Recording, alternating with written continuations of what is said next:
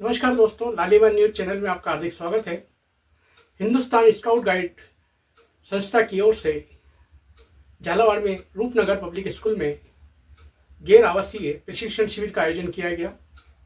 Scout guide Hindustan scout guide के जिला प्रभारी राहुल शर्मा ने बताया कि प्रशिक्षण शिविर में प्रशिक्षणार्थियों को विभिन्न विषयों पर प्रशिक्षण दिया गया और सांस्कृतिक कार्यक्रम आयोजित किए गए।